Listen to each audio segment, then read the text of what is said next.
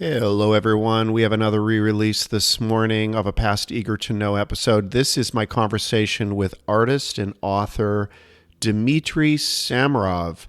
I just listened to this 47 minutes.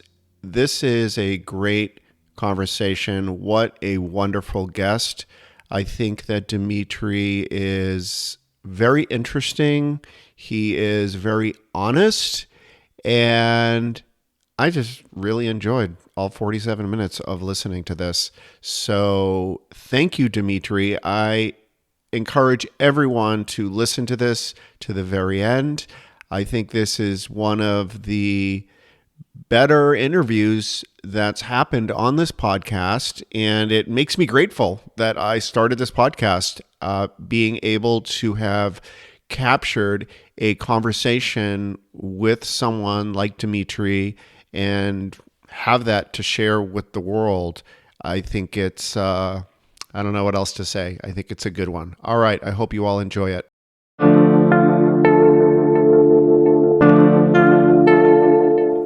I work part-time at an art gallery in Chicago, Hofheimer Gallery. One day I came in and there were two books on the table, covered with a piece of paper with the words Ricky written on it. This was a bit odd as I had not requested any books from Teresa, the owner. We are constantly talking about books and exchanging art books and literature, but we hadn't discussed these. The two books were new, small, beautifully constructed hardcovers filled with lots of hand-drawn illustrations. When I spoke to Teresa, she told me they were written by Dmitry, this interesting person she met that she thought would be a great guest for Eager to Know. He was a former taxi driver, former bartender, a big live music fan, but most importantly, he does drawings and writings about these experiences, usually from life. He has documented much of this in 4 books.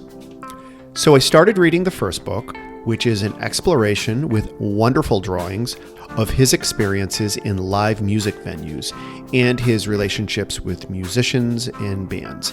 I was only halfway through the book and I emailed Dmitry and asked him to be on Eager to Know. I definitely wanted to meet him and have him share his story with Eager to Know listeners. I invited him over to my home. I made some strong coffee. We had some leftover birthday cake while we had this talk. I am pleased to share my conversation with artist Dmitry Samarov. So let's talk about you coming here from Russia. I know when we did like the pre-interview, you mentioned that was obviously a significant thing. Yeah. What do you want to tell me about that?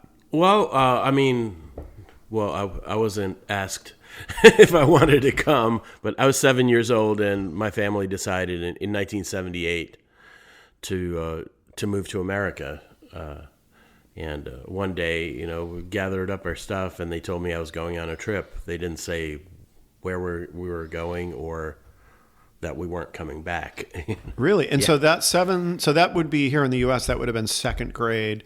Can you tell me a little bit about like what you were living? Were you living in a city? Were you living in a rural In Moscow, yeah. And I did. So in the Soviet Union, for whatever reason, the grades were done differently. So I was only in first grade as a 7-year-old. So I did most, we left, I think, around March or February or March of 78. We went, and there was a process. So you had to go to Vienna, Austria, and then Italy, and wait to be accepted into America. You had to get it was a political refugee situation. So we were Jews, and were granted political asylum. So it was done in cooperation with Israel. So Israel facilitated this process, and there's these kind of resettlement agencies and other kind of deals between the countries that allowed this to happen. A very small trickle of Jews out of the Soviet Union in the 70s. So you went from Moscow to Boston is that correct? Yeah, outside Brookline, which is a suburb, kind of like Evanston would be to Chicago, connected, right. Near suburb. Yeah. And Brookline is a pretty liberal area. It is now, right? Well, see, the thing, I guess what I'm getting to, I'm wondering about you how you would adapt. And I mean, what was your English? No English. No English. Okay, No so Eng- you moved to Brookline, Massachusetts, 7 years old, and you did not speak English. Right. Yeah. So I was put in ESL classes, English as a second language. But as a 7-year-old, you're a sponge. You pick up languages very quickly. I mean, by third grade. Well, one of the things they did is they stuck me in second grade. I should have been in third grade, age-wise. So they cost me a year of my life, which I haven't forgiven them for still, Yeah. But I was stuck in school an extra year. But yeah, by third grade, I knew every swear word. and I was able to stop going to the ESL classes. Oh, really? That quickly? Oh, yeah, within a year or two. Yeah. But also because there was such a tiny Russian-speaking population, I couldn't function without full immersion learning English, in the day-to-day. How did it work with you and the other kids? Were you bullied, picked on? What was that Somewhat. dynamic like? I mean, yeah, I made my one friend that I had throughout school. Basically, I didn't make many friends. Didn't fit in, and Boston and that New England area is not very welcoming to outsiders or strangers. They're very uptight people and closed-minded, and so it's funny. When you mentioned Brookline being liberal or whatever, I didn't see it that way, and a little bit like here, like in Chicago, where everybody's a Democrat. It doesn't really mean anything. I found it to be a stifling and conservative place. Okay. Well, I mean, I grew up. And Okay. Now, are you an extrovert or are you an introvert? No. Okay, so you're an introvert. Yeah. So you weren't clamoring to make social connections with kids. Anyhow. I don't know that I knew how. Yeah. Okay. I may have wanted to, but Yeah. I don't think I had the skills or the aptitude or whatever natural inclination. I'm curious about living in. We don't have to talk a lot about this. I'm just kind of curious about living in Moscow. Like, did you live in what did it look like? Did you live in a house? Did you live in an apartment? Well, what does Moscow neighborhood look like? I have no idea. I mean, my memories of it are very sketchy, but the first 6 years of my life, we lived in a communal apartment. So it was a big apartment split up between 4 families, and we lived in a room with a shared kitchen and bathroom. Me and my parents, and then my younger brother who came along when I was 3.5. Okay, so he stayed behind. And what did your dad do for work? He's a mathematician. He was, and I think he had started teaching. After I was born. He's involved in statistics. That's what he did for his career when he came here too. Now, I'm curious about looking back, and I know that you wouldn't remember everything. When you think of how school and the culture of school and learning in the U.S., how was that different from how it was in Moscow? In Moscow, from what I remember, we had uniforms. It was much, much more rigid. I had a teacher who I had like long curly hair, and she kept threatening to cut it. And according to my parents, there was a lot of anti-Semitism. That like she hated me. The teacher hated me because I was a Jew. Okay. This I didn't know personally. Okay. I didn't feel personally. I remember there was we had some sort of holiday or like special event thing where the mothers were asked to sew uniforms, like sailors' uniforms, and there was always shortages on materials and goods. So my mom didn't get the right shade of like shirt or something to sew, and I remember being embarrassed that like it's that thing of kids always want to fit in. They want to be like everybody else, right? They want to be little conformists, and just feeling different a lot. That I remember. I remember. So we all had to wear these Lenin pins, with the red star. And I remember taking it off and doodling on it, like with a ballpoint pen. Like, Okay. and I got in trouble for that. Yeah, I can see that. So that was my early artistic efforts. I have a book. The book after the music book is called Soviet Stamps, and it's sort of an attempt at a kind of an immigration memoir. All right. And getting into art. Okay, I'll definitely read that. Now, when did expressing creativity start? I read that you had played violin. Was that first, or was drawing first? Can you just tell me about? Well, how the it all violin started? thing was that was a project of my mother. That was a thing of where she had these unrealized musical dreams. She wasn't. Her mother didn't make her practice the piano, but since she didn't get to do it, she was going to live vicariously through her son. And so, my first instrument was actually a flute. So I got, I had a piccolo flute. I went to the music school, and the flute teacher left, and they decided that I was just such a profoundly talented student, and I had perfect pitch and blah blah blah, all the shit that I have no idea if it's true or not. But they said, "Oh well, he's way too talented for the shitty flute. You can just switch him up to the violin." Okay. Because I guess that was higher up on the rungs or something. Okay. And I hated that instrument from day one, and I hated it for 8 years. And you continued to do it? I was made to. Okay. She made me play for 8 years. Holy crap. From age 6 to age 14. Oh my God. I still hate orchestral music because of that, you were scarred permanently. Yeah. Okay. Well, but, I play it up a little, but still, I hated that instrument. but you liked the concept of music and reading music and that whole world. You just didn't like the instrument. I love music. You read that music book. Music is like a daily part of my life. Like I look for new music every day. It's a very active part of my life. But that instrument was the wrong choice. Did it turn into something that was a better choice at some point? I never. I just. For the third time in my life, I bought a guitar. I've once again bought a guitar. I buy them and then I sell them or give them away because I don't do anything with them. So you're more interested in experiencing music of others than creating music?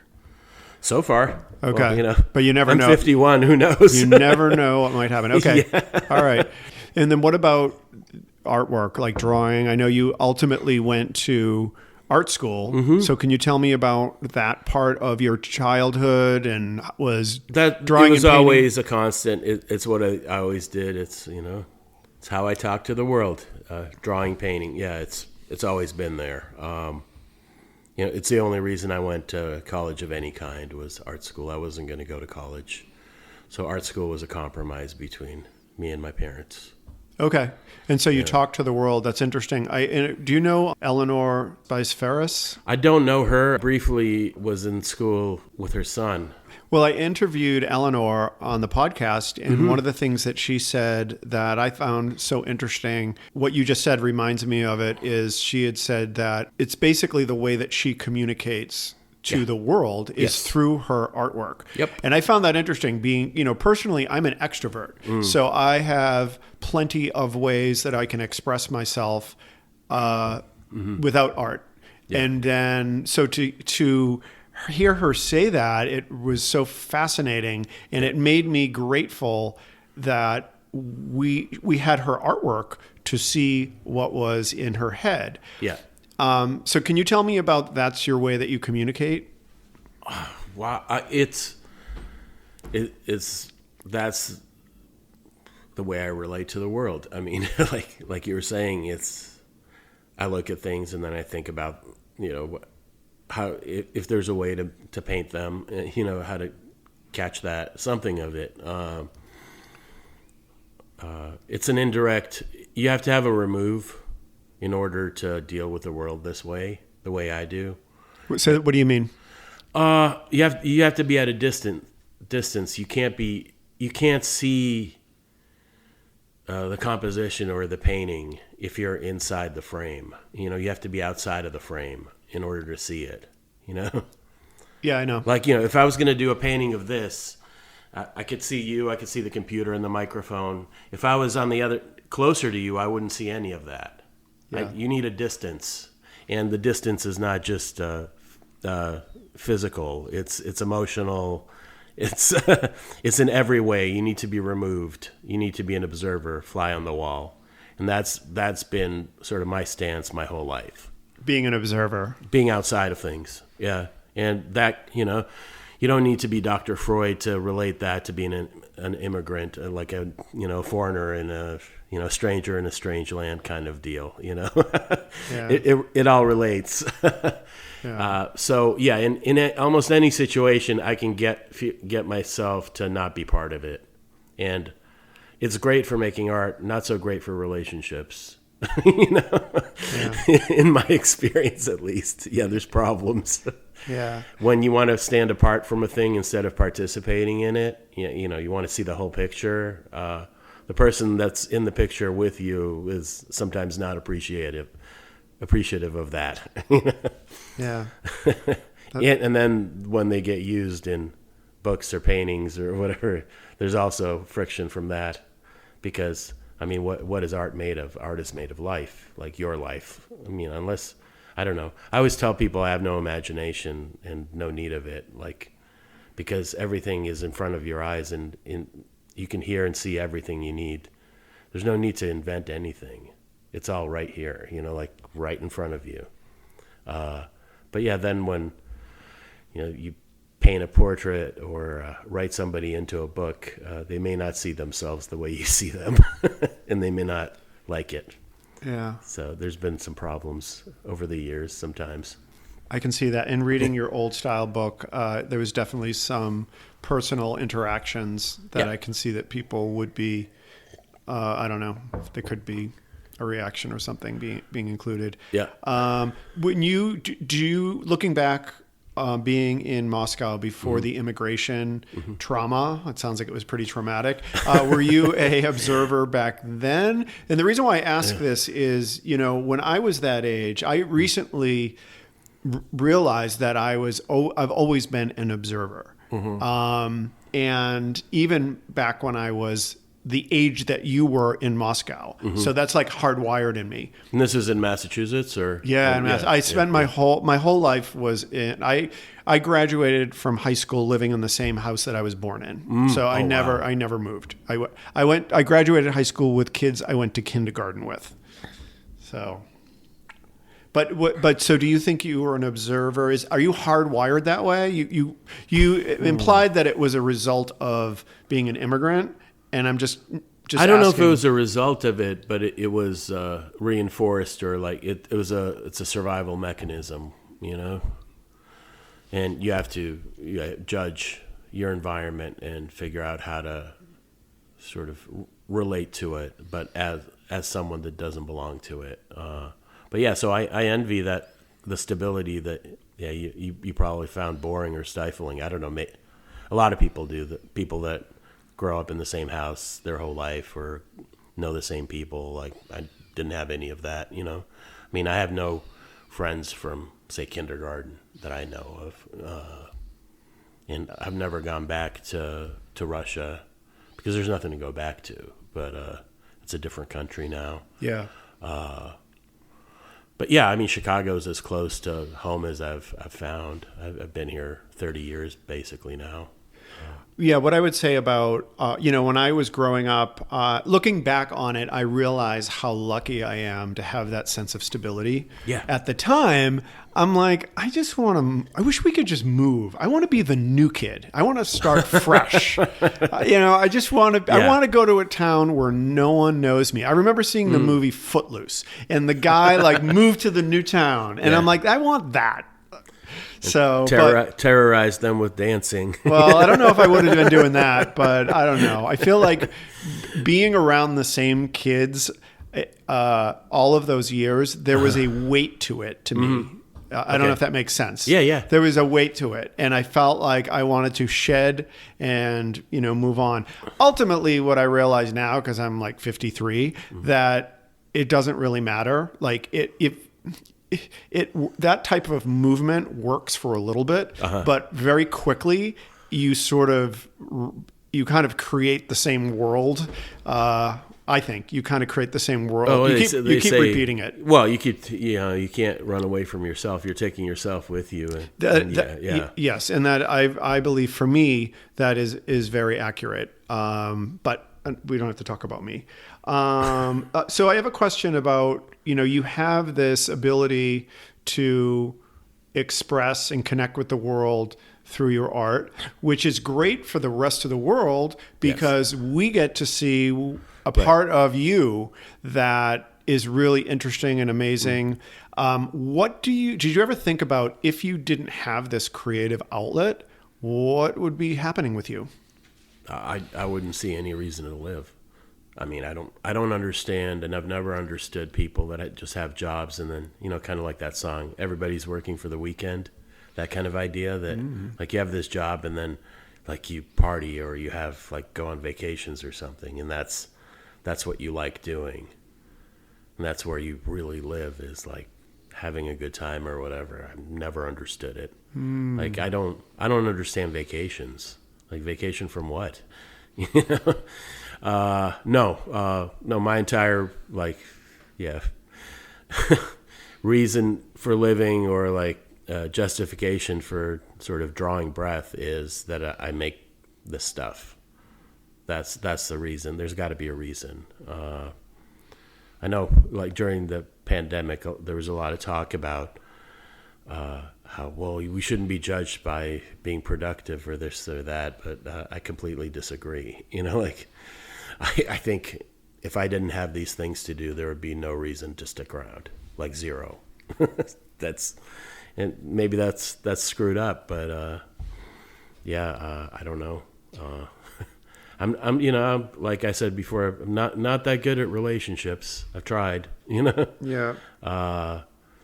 I don't have that many hobbies or other interests, I mean, I love reading, I love music and stuff, but if I couldn't make something out of that, like it would be incredibly frustrating. To be a receiver of things, like watching every TV show, every movie or whatever, that's not enough. Not for me, or like just being a good person or having a good life, or I don't know what that means. I don't know what that means, and I don't care. Like, I don't care about having a good life. I care about making a couple of things that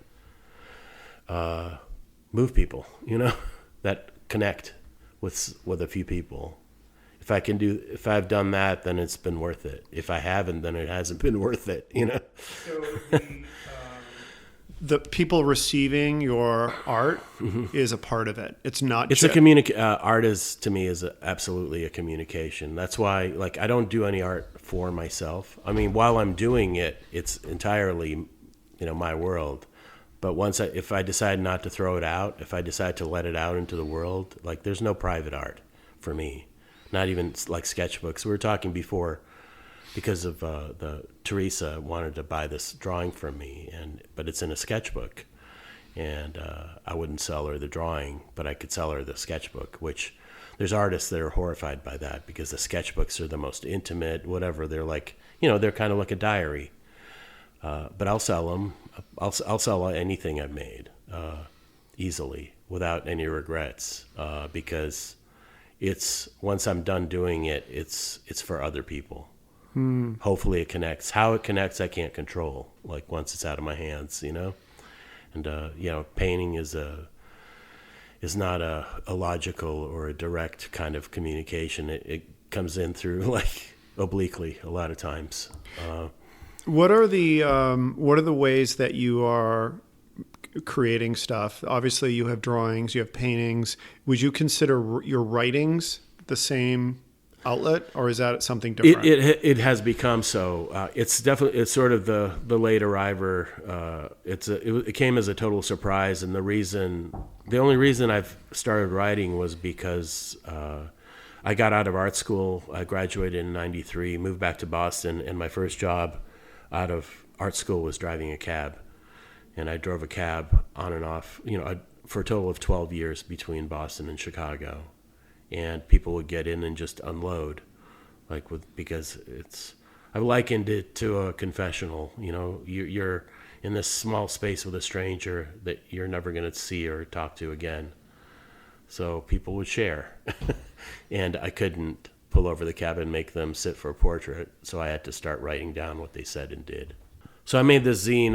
It was before computers for me. I mean, I was late to computers, but yeah, I put it together, Kinko's, cut and pasted the old-fashioned way, and I made this zine. But it was mostly just illustrations, these scenes from my beginnings as a cab driver. Illustrations that you did? Yes. I bought a Smith Corona manual typewriter and typed out a sentence or two per page about these kind of early experiences as a cab driver. And I made one zine, then I made a second one, and eventually that got the attention of somebody at UFC Press. I started writing about the new cab experiences in a blog, and somebody at UFC Press noticed it and pitched it to the press as a book. And I knew nothing about book writing or any of it. And that first book was kind of my grad school or workshop in writing. And that got me into incorporating writing into the whole creative process. I started writing reviews for various places, making part of my living writing. And now it's definitely baked in there. Am I correct in understanding that when you first started writing, it wasn't really a creative outlet? It was more of just a documentation type situation? Is that accurate? No, I mean, I'm making this zine, which is mostly visual. It definitely has to do with art, Okay, all right. Yeah, I was trying to figure out some way. I was edging into writing, but I didn't know that I wanted to write. And my way in, almost all the creative writing is, there's always imagery involved. Like every one of my books has a ton of art in it. Yeah. And the art comes first, for the most part. But yeah, grudgingly over the years, I wouldn't even call myself a writer for years and years, but the mountain of articles and books and everything kind of made me admit that I guess I am a writer. Yeah. No, you mentioned in your book, Old Style, you mentioned a couple bars, and one of them was the blue light, which is a real thing, and then the other one was the albatross. Is that really that, or is that really another bar? No, it's a combination of a couple of bars. Okay, but you were so the blue, what is it again? Blue light. The blue light. You were a bartender. Yes, and then you also had a lot of experience being a bar. It sounds like you were a regular at bars. Sure. Is that accurate? Yeah. Okay. So if you're like a shy introvert that, mostly connects with people through your art, what was it like going to bars and hanging out? Was it like drinking helped you connect with people, or would you just be quiet, or? I bring my sketchbook and draw. I have a series of paintings I did like at several bars. But because I've been here for so long, and you keep going to the same places, you keep seeing the same people. Eventually, they get to know you. It's a slow process, but it will eventually happen for you. Usually, yeah. But, okay, it just takes time. But yeah, I'm not I'm not a bar hopper, and luckily, I'm not an alcoholic. So, I like. It's a great place to watch people. Watch and listen. You can eavesdrop on conversations, and then as a bartender, you can do all those. You can do all that same stuff I did as a cab driver. I did as a bartender. Yeah. Or whatever I am everywhere else is like, I'm very interested in what other people are saying and doing, but I don't. Either I'm not good at participating or don't, or refuse to be part of it. Yeah. What's going on? When you were like hanging out at the bar as a patron, did you normally have a sketchbook with you? Mm-hmm. Okay, so you were that guy who was at the bar with the sketchbook. Or a book, yeah. I'm totally happy to sit and read a book at a bar, not talk to anyone. I'd never start a conversation with a stranger ever. Okay. Hardly ever, but because I go to the same places, I know the bartenders, so yeah. That's who I know. Usually is the workers there. And then when you talked about being a bartender, you talked about Blue Light, but it sounds like it was a combination of different places. and it was a dive bar. It was a late night bar, 4:00 bar. Yeah. Okay. So is dive bar considered a derogatory term or not? Well, I have a little chapter in there about what dive bar means. And right. There's sort of like kind of yuppies, the way people, upwardly mobile people refer to dive bars. It's this like fun, like they're slumming it. It's like this fun, ironic thing. Whereas to me, a dive bar, in the way I mean it, is it's a place where alcoholics go that can't go anywhere else, where the guy next to you has pissed himself. Like it's not a cool thing. Okay. It's not quaint, it's not funny, and it's not like what you tell your friends that you went on some adventure, You definitely framed working at those bars as a very like dark and like not in a positive light. Oh. I definitely think that some people would think of hanging out at bars potentially as like a lot of fun and cheers and all that stuff. And it definitely was not. It was done. You definitely positioned it as something kind of a bit sad. I mean, the book is intentionally sort of hazy or vague about which bar things are happening in. There's places in there which it's not clear which bar I'm talking about. And I kind of did it on purpose. That a bar is a place where time sort of stands still and people go there to reminisce or to like see their best selves, and it's dark and it's so you don't see things as clearly as you might in the daytime. There's reasons that people go to bars, but the Albatross was the place where like I sort of almost began to feel a part of it, but yeah, I have lots of different feelings about bars. I like going to them. It's a great place to watch people. But maybe like you're not sensing the celebratory or whatever because that's just not in my emotional range or something. I'm not a happy party type. Okay. I hate parties. Right. Okay. So that's my flaw or limitation. Now, when COVID happened and everything was shut down, besides, how was that for you? It was fantastic. It was fantastic. It was the best. And I hated saying that for a while, but like all it did was remove all the distractions. Distractions from what?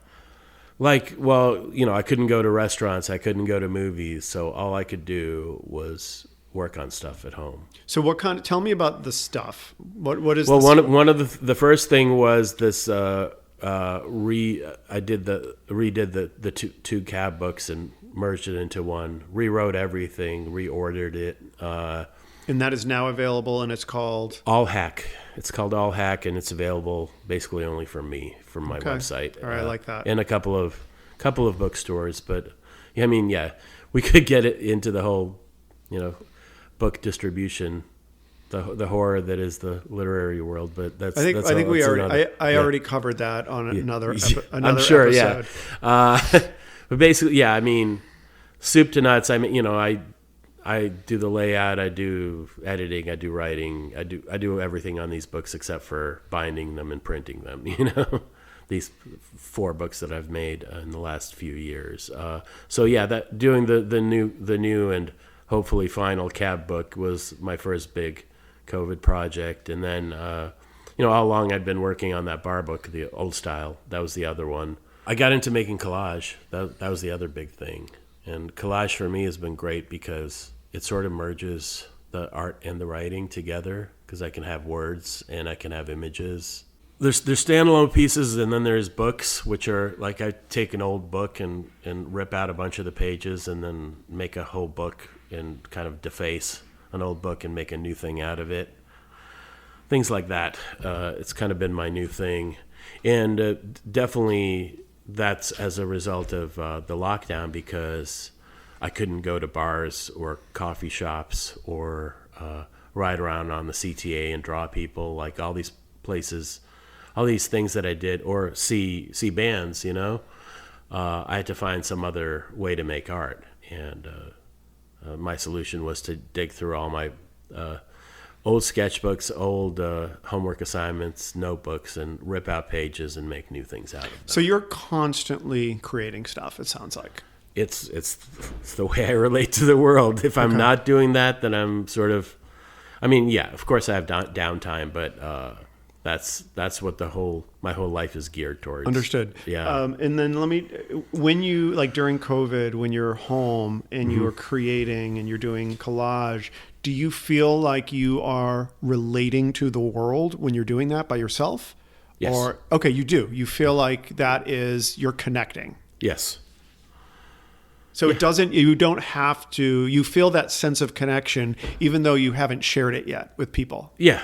And also in a funny way, like the art shows or like, book after it's published or whatever, it's sort of an afterthought, and that I can't even participate in it because once it's out of my hands, it's for someone else to make a story about or relate to their own life. I mean, when it works, any of this art or writing, it's really a mirror pointed out, You're supposed to connect. You see something of yourself or something you can think about, relate. It's not about me, Like if I've done my job right, like you may know something about me a little bit, but it's not really about me. It's more about you, Like if I'm doing the job right, in any of it, yeah. How do you get your aesthetic artifacts in your writings? How do you get them out into the world? Obviously you have published books. Yeah. What are the other channels that you use to get your stuff out to people? Because you're not on social media. No, I quit social media 7 years ago. It's one of the wisest decisions. I haven't made that many wise decisions in my life. That was a wise decision. It saved my sanity. I quit social media in 2015. Before the 2016 election. And I loved in one of your books, you said that getting off Twitter, you went to Instagram, and you said Instagram was like the methadone of Twitter. Yeah. To Twitter is heroin. Yeah, exactly. Yeah. I put in 7 years on Twitter. It's not like people think I'm some kind of Luddite or something. I think we should be allowed to pick and choose and have these things work for us rather than the other way around. And so much of it, people are realizing more and more, like, with Facebook especially, is that, you're on their hamster wheel. You're giving them free, you're doing market research. You're doing all kinds of research for them for free, You're giving them, that horrible word, content. So you're not on social media, but no, you I have you a newsletter. Is email newsletter? Yes. Okay. Which has been very valuable. Like I get commissions, I get all kinds of connections through that, and it scratches the itch of whatever pontificating that we all have access to through social media. So it's kind of like your blog, but it's in your people's inbox. Yeah, and it's also on it's on Substack. So there's a pay option, and there's a bunch of people that subscribe and pay and get a second newsletter on Thursdays. So it's published every Monday morning at 8. I've been doing that. I've been doing the newsletter for about 10 years, but in a more organized way for like 6. How do I subscribe to that? How do we subscribe to that? You just go to my website, or you look up samarov.substack.com, or go to my website. There's a link that says newsletter. And what sort of stuff would I be getting? It would be something about whatever I was doing that week. Maybe, I don't know, 500 to 1,000 words.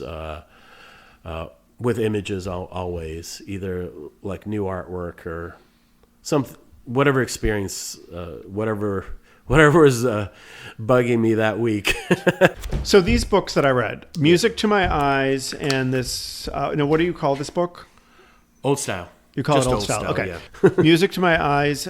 So it's this book where you are obviously, as we discussed, very passionate about music, other people's music, and you have a lot of thoughts, ideas, emotions, opinions related to all of this stuff. Yes. This was interesting to me because I am not a band guy. I'm not a live music guy at all. So it was wonderful to see how your brain was so activated by them.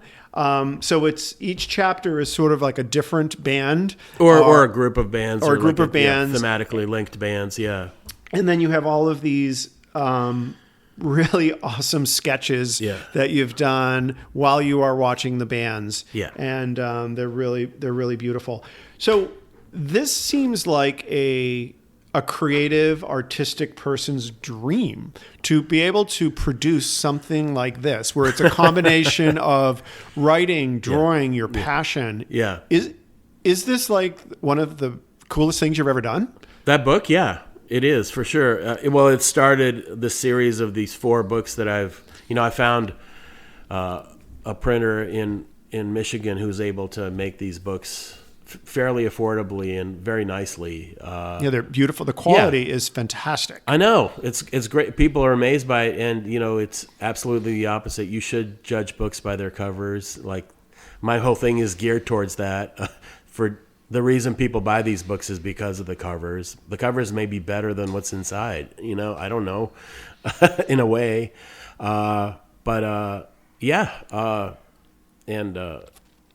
So this one here is Music to My Eyes. So this is the one. It's the first one in this. It came out in 2019. That one was in partnership with a small press, but I really did all the work for it. Okay.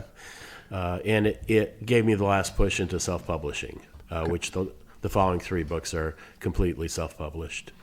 And then the second one that I read is Old Style, which is you're talking about your experience in bars, both as a regular, a patron, and all of the different people that you meet, and also the relationships that you got in. And it's almost like, it's sort of like a diary, but it's really funny. It's very, very funny. I'm glad, because we're talking earlier about the darkness. I was hoping it wasn't so depressing that it was like a bummer. But no, it wasn't a bummer at all. Oh, good. I'm glad. It was awesome. I thought it was really. I'm going to actually recommend this to a bunch of my friends. Sweet. For them to buy this, because operators are standing by right now to take your order. I thought it was wonderful, and also I felt like maybe some of my friends from Boston, so they could, because I feel like there's something very Chicago about this. Yeah. Well, it's a book called Old Style. Yeah. So. And for people that don't know, can you tell me Old Style? Old Style is this brand of crummy beer that for a time was on every bar sign, every neighborhood bar in the city. It's almost on every block. It's ubiquitous, yeah. It's everywhere. Much less so than it used to be, but it's it's the Budweiser of Chicago, or the Rolling Rock, whatever your regional cheap beer is. Old Style was for Chicago. I mean, after living here for like 2 weeks, I remember asking someone, what the hell is Old Style? Yeah. Because it's those big plastic signs that are like sticking hanging off the side of divey bars. Yeah. Yes, over the street, oftentimes. And the Blue Light had one of those, and many, many, many neighborhood bars have that. It's sort of a trademark or a hallmark of the city. So this is kind of a weird question, but like, what do these books do anything for you other than allowing you to connect with the world? Is there anything that is like healing or transformative or anything like that? Like, when you finish this, do you feel like something has changed in you? I'm sure it has, but I'm really not that kind of I want to say self-analysis or psychologizing is not really my mode. I'm not very interested. Like, my joke is always, I'd like to know less about myself. Like, I feel like I know too much already. I'm very interested in looking out at the world. But I'm sure that going through these projects and being completely immersed in them, like what's amazing is, I'll get completely obsessed and do this thing for years. That book took a couple of years to put together, all told. And then I'm done with it, and it's like it's gone. It's like it never happened. I get it out of my system and I move on to the next thing. But there's obviously an effect, and one project will inform the next. And I think that Old Style is the best written book I've made so far. It's the first one I've allowed myself, to call fiction. I thought that I wasn't allowed to do that until that book. I had to make that one fiction because I had to change names to protect the guilty. Right. Right. And stuff. But so there's definitely a cumulative effect of doing these projects, and things get better. There's also some things I can't do anymore, especially with art-wise. I don't know. There's people that like series of paintings or drawings I did, 20, 30 years ago, and would probably want me to work in that way again, and I can't. I just can't do it for various reasons, Meaning your creativity has turned into something different? It changes over time. And, I make part of my living doing like pet portraits. I do commissions of various kinds. And in those modes, I often have to go back to ways of working that I don't actually do much anymore, because that's what's required. But I do that in order to pay bills. You know what I mean? I don't do that when left to my own devices.